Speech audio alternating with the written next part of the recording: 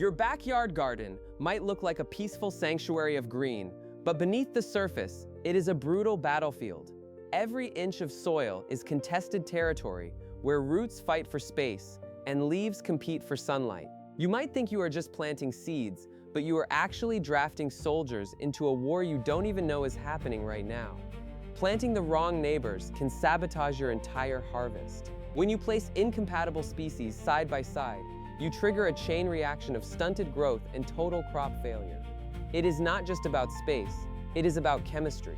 If you get the layout wrong, you might spend the entire summer wondering why your plants look so weak, but the answer is buried beneath your feet. Let's expose these garden enemies. First up, the allium family: onions, garlic, chives, and shallots. These pungent bulbs are staples in every kitchen, but in the garden, they act like aggressive border guards. They emit strong aromatic oils that seem harmless to us, but to certain neighbors they are toxic. If you put them in the wrong spot, you are asking for trouble. They're amazing, right? But they wage chemical warfare on beans and peas. While we love the smell of garlic, legumes like bush beans and pole peas find it absolutely repulsive. These plants have evolved to thrive in specific soil conditions, and the presence of alliums disrupts their delicate root systems. It is not just a preference, it is a physiological rejection that kills your yield. Their sulfur compounds stunt the growth of legumes. When you plant garlic near your sugar snap peas, the sulfur leaches into the surrounding soil, effectively poisoning the nitrogen-fixing bacteria that peas rely on. Without these healthy bacteria, the peas cannot pull nitrogen from the air. They stop growing, turn yellow, and eventually shrivel up, leaving you with nothing but empty pods at harvest time. It's a silent attack happening right under the soil. You won't see the plants fighting, but you will see the results in your stunted, failing crops. Because the roots are locked in a chemical deathmatch, the peas lose their ability to thrive.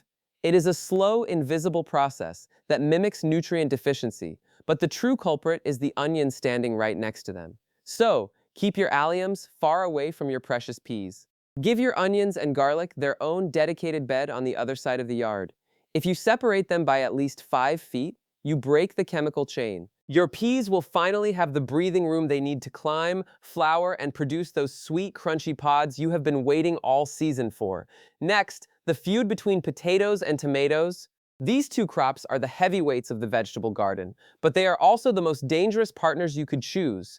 While they offer high yields and delicious meals, pairing them up is a recipe for disaster. Most home gardeners assume that because they are both popular, they must get along, but that is a deadly assumption. They look different, but they're in the same nightshade family.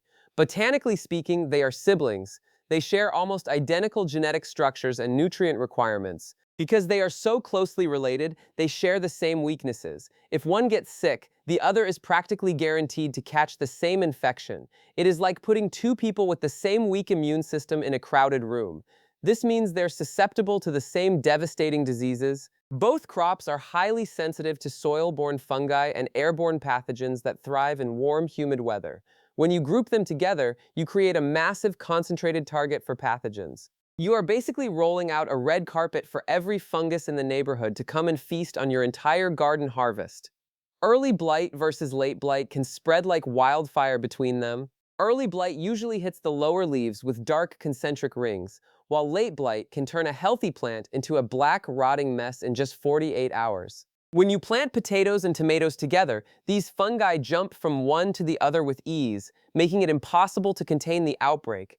Planting them together is like creating a highway disease superhighway. Once the spores land on a tomato leaf, they produce millions more that drift over to the potato patch. The close proximity ensures that no plant is safe.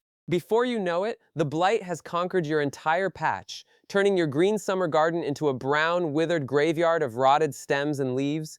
A single infected leaf can wipe out both crops. Don't risk it. If you lose your tomatoes to blight, your potatoes are doomed to follow within days. It is a total loss scenario that breaks the heart of any gardener. Keep them in separate zones of your property, preferably with at least 20 feet between them, to ensure that one sickness doesn't destroy your entire year. Now for a truly bizarre combo: fennel and, well, almost everything. Fennel is a beautiful, feathery plant that adds a touch of elegance to any landscape, but it is a notorious loner. Most gardeners make the mistake of tucking it into a mixed herb bed, only to watch in horror as the surrounding plants slowly wither away. It is not just bad luck, it is biology. Fennel is the ultimate garden loner. It doesn't want neighbors, and it will do anything to keep them away. It is one of the few plants that actively tries to kill its competitors. While other plants just fight for resources, fennel takes it to a whole new level of aggression. It is the neighborhood bully that nobody wants to live next to in the garden. It releases a chemical called anethol from its roots. This substance is a potent natural herbicide. As the fennel grows, it secretes this chemical directly into the soil, creating a toxic perimeter around itself. Any plant that tries to grow within that zone is essentially being poisoned. It is a defensive strategy that makes fennel incredibly difficult to place in a standard, diverse vegetable garden. This compound inhibits the growth of most other plants. The anethol interferes with the germination and root development of neighboring seedlings. If you plant a carrot or a pepper too close to a fennel plant, it will stop growing almost immediately. The roots will struggle to take up water, and the plant will become stunted and weak, unable to survive the chemical assault from the fennel. It's a classic case of allelopathy, plant-on-plant warfare. This is an evolutionary survival tactic where a plant suppresses its neighbors to claim all the local resources for itself.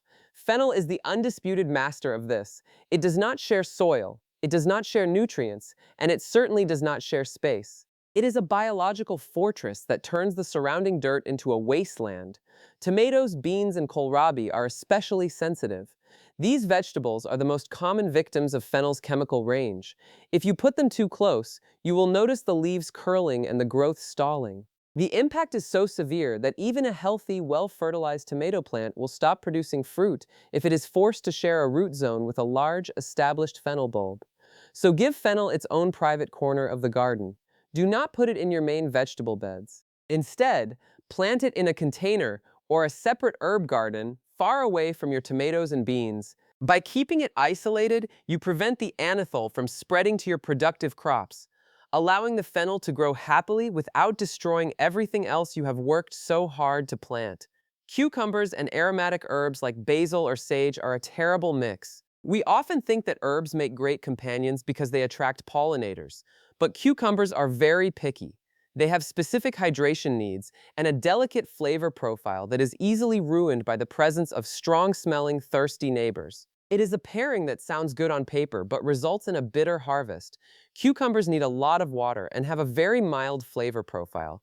They are mostly made of water, and that crisp, clean taste is what makes them so refreshing. However, they are also sensitive to environmental stressors. When they are pushed to compete for resources, they react by producing chemicals that can fundamentally change the taste of their own fruit, leading to a bitter, disappointing experience. Strong herbs compete for water and can actually alter the taste of your cucumbers. Basil and sage have deep, aggressive root systems that suck up moisture faster than the cucumber can keep up.